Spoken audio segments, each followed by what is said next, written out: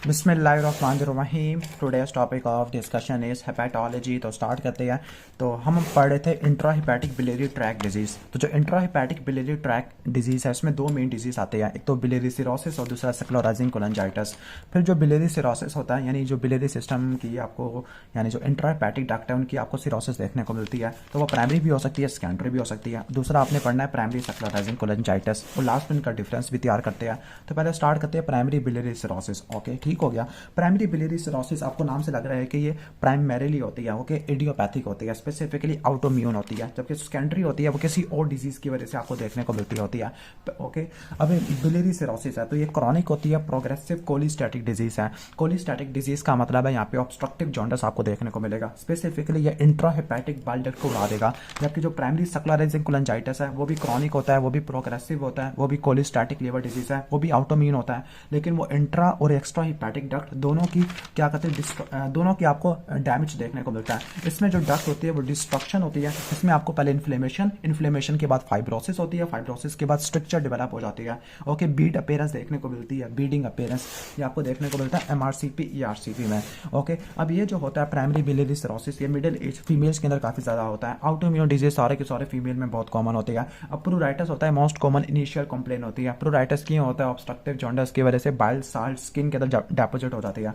Conjugated bilirubin ज़्यादा होगा, jaundice ज़्यादा होगा, ऑस्टियोमलेशिया हो जाएगा वंस अगेन। क्यों होगा? क्योंकि कोलिस्टेसिस है, फैट सॉल्युबल विटामिन्स की एब्जॉर्प्शन नहीं हो पा रही, ऑस्टियोपोरोसिस, हेपेटिक ऑस्टियोडिस्ट्रोफी होगी विटामिन डी डेफिशिएंसी की वजह से, कैल्शियम के ना होने की वजह से होती है। स्किन की ज़ैंथोमा हो जाएगी, कोलेस्ट्रॉल की डेपोजिशन हो जाएगी, हेपेटोमेगाली आपको देखने को मिल सकती है। ओके, ठीक हो गया, डिस्ट्रक्शन की वजह से। स्प्लीनोमेगाली पोर्टल हाइपरटेंशन की वजह से होगी, और जो काज ऑफ डेथ होता है वो क्रॉनिक लीवर फेलियर की वजह से होता है। अभी ऑटोइम्यून डिजीज है तो ये दूसरे ऑटोइम्यून डिजीज के साथ एसोसिएटेड होते हैं। फॉर एग्जांपल कनेक्टिव टिश्यू के अंदर जॉगरन सिंड्रोम, रेनॉल्ट फिनोमिना, सिलिक डिजीज या सिस्टेमिक स्क्लेरोसिस या स्क्लेरोडर्मा डिफ्यूज या होता है लोकलाइज में क्रेस्ट सिंड्रोम आपने पढ़ना है।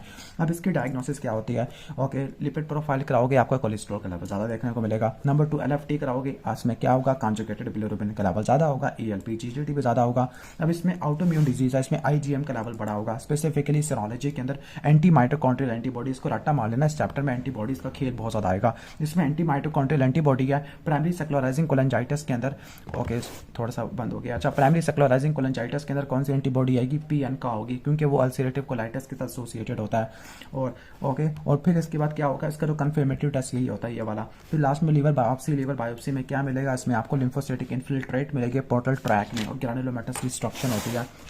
ओके, इसके बाद अगर आपने डिजीज के प्रोग्रेशन को रोकना है तो जो उर्सोडिऑक्सीकोलिक एसिड इस्तेमाल करोगे आप, ठीक हो गया, जो मेन ड्रग होती है। इसके बाद प्रूराइटिस है, प्रूराइटिस के लिए आप क्या देते हो? बाइल साल्ट है ना, तो कोलिस्ट्राइमिन या कोलिसिविल हम इस्तेमाल करते हैं, जो कि एनाइन बाइंडिंग रेजिन है। इसके अलावा सेकंड लाइन के अंदर क्या होता है? रिफेम्पिन होता है, नाल्ट्रिक्सोन या प्लाज्मा फेरेसिस या लीवर सपोर्ट डिवाइस आप इस्तेमाल कर सकते हैं। अब फैट सॉल्युबल की कमी है तो फैट सॉल्युबल विटामिन देगी, कैल्शियम और विटामिन डी देगी ऑस्टियोपोरोसिस के लिए। जो डेफिनेटली ट्रीटमेंट होता है सर्जरी के अंदर वो लीवर ट्रांसप्लांट होता है। इसके बाद सेकेंडरी है, सेकेंडरी के अंदर क्या होता है? सेकेंडरी में आपको prolong extra hepatic biliary obstruction देखने को मिलता है। यानी ये होता है एक्स्ट्रा हिपैटिक बिलियरी ऑब्स्ट्रक्शन की वजह से होता है कि एक्स्ट्रा हिपैटिक डक्ट बंद हुई पड़ी है, जिसकी वजह से स्टेसिस होगी, और उस स्टेसिस की वजह से इंट्रा हिपैटिक डक्ट डैमेज हो जाएगी। तो एक्स्ट्रा हिपैटिक ऑब्स्ट्रक्शन के अंदर काजेस क्या होते हैं? गाल स्टोन मोस्ट कॉमन है। इसके अलावा एट्रीजिया स्ट्रक्चर या कैंसर ऑफ हेडोपेनक्रियास है, सेम होती है प्राइमरी बिलियरी सिरोसिस में। तो कैसे डिफरेंशिएट करेंगे? ये मेल और फीमेल दोनों में होती है। इसके आपको प्रॉपर काजेस देखने को मिलेगा, आईजीएम और एंटी माइटोकॉन्ड्रियल एंटीबॉडी नेगेटिव होती है। इसके बाद प्राइमरी स्क्लेरोसिस कोलांजाइटिस जिसमें फाइब्रोसिस होती है, स्ट्रक्चर होता है, ये मेल्स में ज़्यादा देखने को मिलता है, वो फीमेल में था।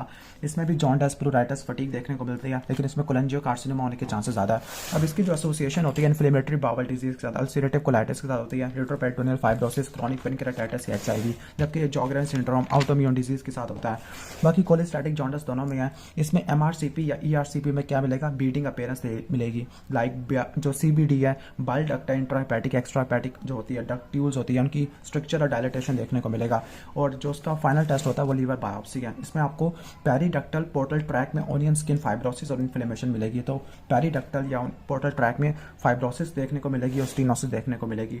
ओके, अब कोलिस्टेसिस को इंप्रूव कराने के लिए क्या करते हैं? उर्सोडिऑक्सीकोलिक एसिड इस्तेमाल करते हैं, सेम है दोनों में। प्रूराइटिस के लिए कोलिस्ट्राइमिन है। अब इसमें इन्फेक्शन होता है तो एंटीबायोटिक इस्तेमाल करेंगे। फैट सॉल्युबल विटामिन दोनों के अंदर होता है। अल्ट्रासाउंड कराएंगे कोलेंजियोकार्सिनोमा को देखने के लिए, और जो मेन डेफिनेटिव टेस्ट होता है वो लीवर ट्रांसप्लांट होता है। बाकी एथियोप्रीन भी इस्तेमाल कर सकते हैं। तो लास्ट में हम autoimmune hepatitis, primary biliary cirrhosis और प्राइमरी स्क्लेरोसिस कोलिंजाइटिस का डिफरेंस कर लेते हैं। जो ऑटोइम्यून हेपेटाइटिस होता है किसी भी एज ग्रुप में हो सकता है। प्राइमरी बिलियरी सिरोसिस और प्राइमरी स्क्लेरोसिस कोलिंजाइटिस 40 ईयर्स में आपको देखने को मिलते हैं। ऑटोइम्यून हेपेटाइटिस मेनली फीमेल को अफेक्ट करता है, ओके, जबकि प्राइमरी स्क्लेरोसिस कोलिंजाइटिस मेल को, बाकी दोनों फीमेल को करते हैं। ऑटोइम्यून हेपेटाइटिस और प्राइमरी बिलियरी सिरोसिस दूसरे ऑटोइम्यून डिजीज के साथ एसोसिएटेड होते हैं। प्राइमरी स्क्लेरोसिस कोलिंजाइटिस IBD के साथ एसोसिएटेड होता है।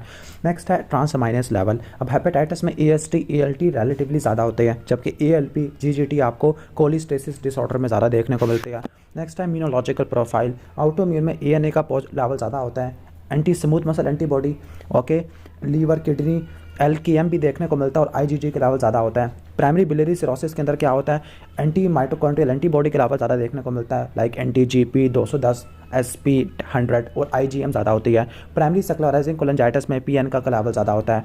बिलियरी इन्वॉल्वमेंट मेनली आपको देखने को मिलती है प्राइमरी बिलियरी सिरोसिस में इंट्रा हिपैटिक डक्ट की, ओके, जबकि जो होती है प्राइमरी स्क्लेरोसिस कोलिटिस में इंट्रा और एक्स्ट्रा हिपैटिक डक्ट दोनों की होती है। इसके बाद लीवर हिस्टोलॉजी है। इंटरफेस हेपेटाइटिस सिर्फ ऑटोइम्यून हेपेटाइटिस में होता है, ओके, ठीक है। इसके बाद पोर्टल इन्फ्लेमेशन, लिम्फोसिटिक इन्फिल्ट्रेट तीनों में होती है, लेकिन जो ग्रानुलोमा होता है वो प्राइमरी बिलियरी सिरोसिस में होता है। स्टीरॉयड को रिस्पॉन्ड करता है सिर्फ ऑटोइम्यून हेपेटाइटिस। उर्सोडिऑक्सीकोलेट को मेन रिस्पॉन्ड करता है प्राइमरी बिलियरी सिरोसिस।